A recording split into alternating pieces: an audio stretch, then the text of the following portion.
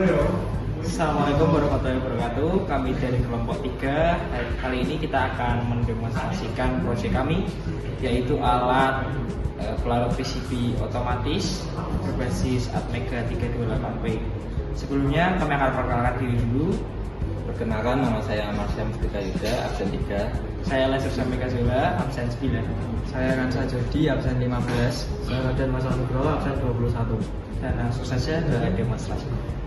Oke, di sini saya akan menjelaskan latar belakang kenapa kami mau milih membuat proyek kami, yaitu alat pelarut PCB otomatis berbasis Atmega 328P.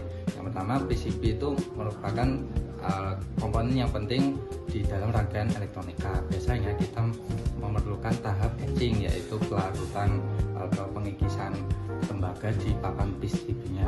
Nah, pada proses biasanya kita memerlukan tenaga yang terus-menerus untuk melarutkannya. Kemudian kadang kita terkena bahan kimianya sehingga menjadi iritasi, dan banyak kendala lainnya yang membuat kita jadi terganggu.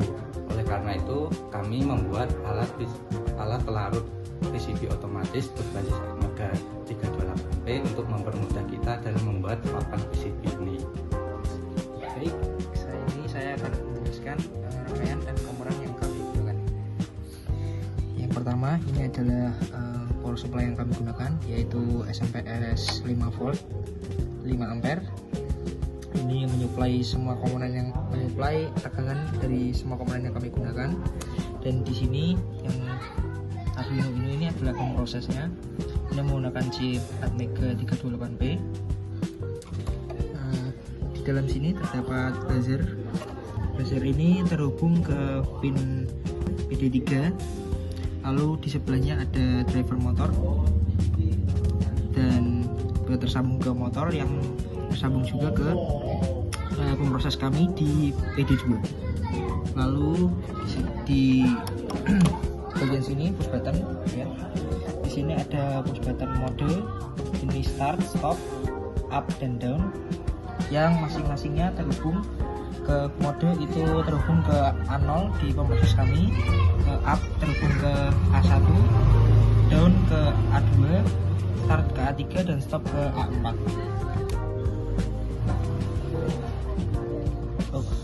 Lalu yang terakhir di sini ada indikator kami.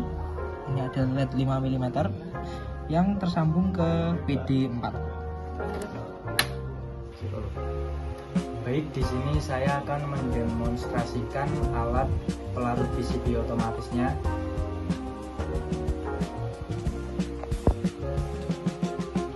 Nah, di sini ada LCD 16x2 yang berfungsi untuk menampilkan waktu yang akan diatur dan juga untuk menampilkan keterangan ketika sistem sedang berjalan.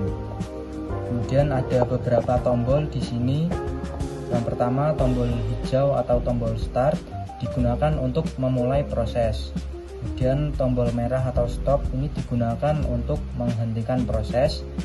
Kemudian ada tombol mode, ini digunakan untuk memilih atur menit atau detiknya. Kemudian ini tombol biru atau tombol naik untuk menambah waktu. Kemudian ada tombol hitam atau tombol down, ini untuk mengurangi waktu yang kita atur. Dan juga ada LED sebagai indikator ketika sistemnya berjalan. Di sini juga ada petunjuknya, ini sudah tertera di sini. Nah, misal kita atur waktunya itu 10 detik. Nah, ini kan masih di mode atur menit ya. Kita pindah dulu ke mode atur detik. Nah, kemudian kita tambahkan 10.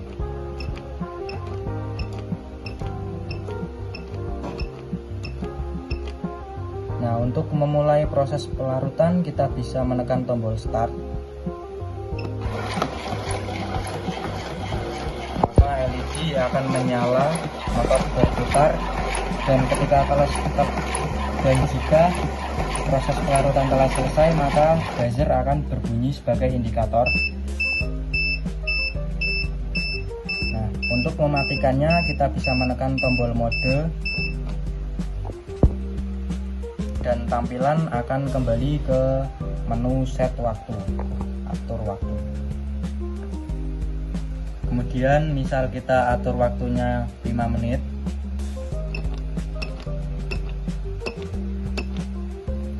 kemudian menekan tombol start, maka proses pelarutan akan berjalan dan LED akan menyala sebagai indikator dan waktu akan menghitung mundur. Jika dirasa PCB sudah terlarut, kita bisa menghentikan proses pelarutan secara paksa dengan menekan tombol stop. Maka proses pelarutan akan berhenti dan tampilan akan kembali ke menu atur waktu. Baik, saya akan menjelaskan program dari alat pelarut PCB otomatis yang kami buat menggunakan microcontroller Atmega 328P. Program ini ditulis dengan bahasa assembly dan secara garis besar tugasnya adalah untuk mengatur LCD, tombol, motor, dan buzzer serta LED berdasarkan waktu yang disetting oleh pengguna. Di bagian awal program, kami mendefinisikan pin-pin yang dipakai. Untuk LCD, kami menggunakan port B dengan mode 4 bit, yaitu terdapat pin RS, yaitu untuk pin RS tersambung ke PB0, EN yang tersambung ke PB1, D4 hingga D7 yang tersambung ke pin PB2 hingga PB5. Kemudian untuk output kita menggunakan port D yang terdapat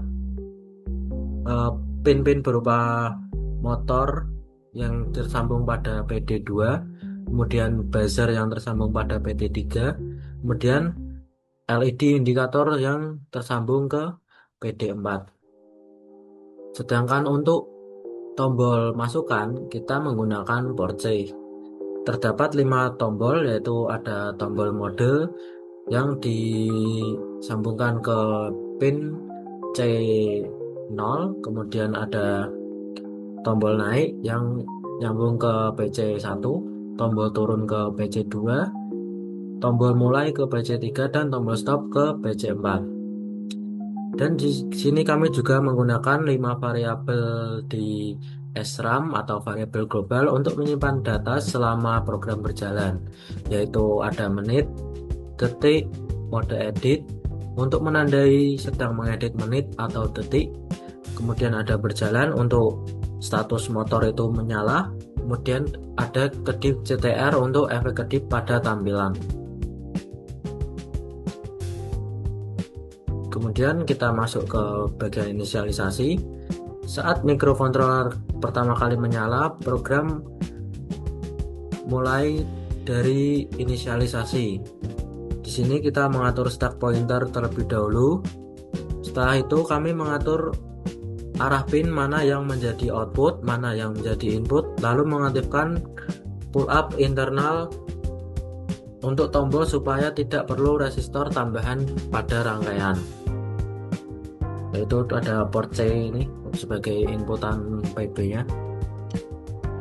Kemudian LCD diinisialisasi dengan mengambil subroutine inisialisasi LCD. Semua variabel di reset ke 0 dan LCD menampilkan layar sambutan sebelum masuk ke menu pengaturan waktu. Sini kita menggunakan luaran port D yang digunakan pada bit 2, bit 3, bit 4. Dan port B sebagai luaran yaitu menggunakan PB0 hingga PB6. Dan seterusnya.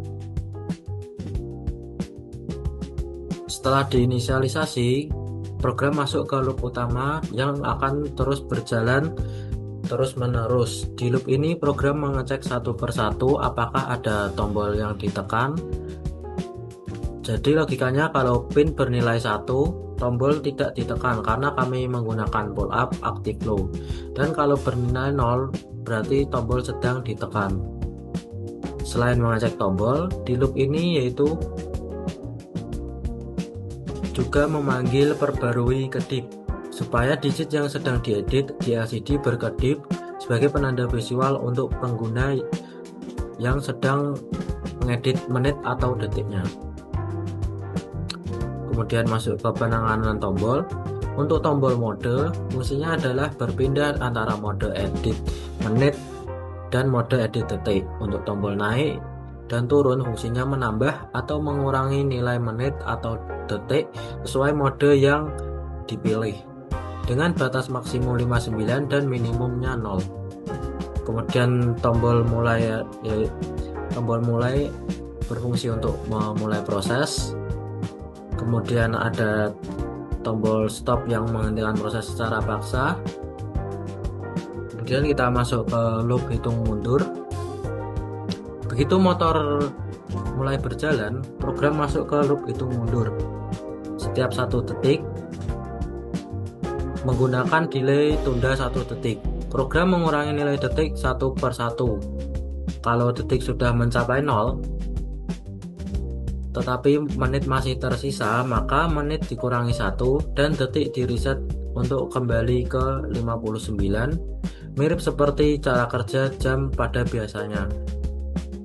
Proses ini terus berulang sampai menit dan detik bersama-sama bernilai 0 yang menandakan waktu sudah habis. Ketika waktu benar-benar habis, program otomatis mematikan motor dan LED, lalu menampilkan pesan selesai.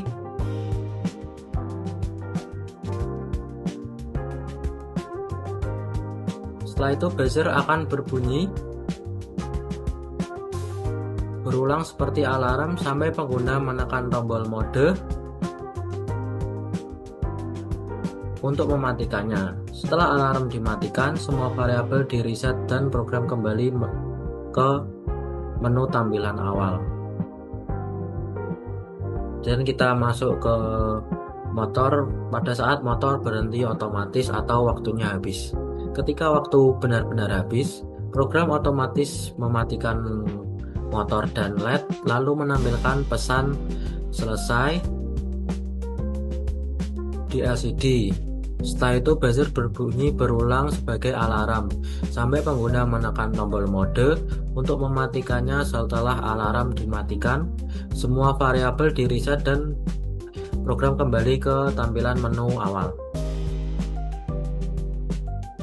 Berikut program-programnya. Kemudian kita masuk ke driver LCD.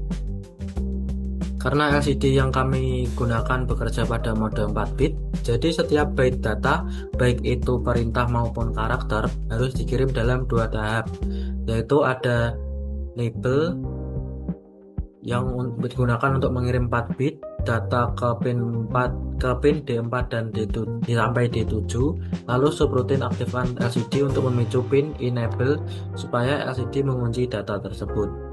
Dari situ kami membuat 2 subroutine turunan, yaitu perintah LCD dan juga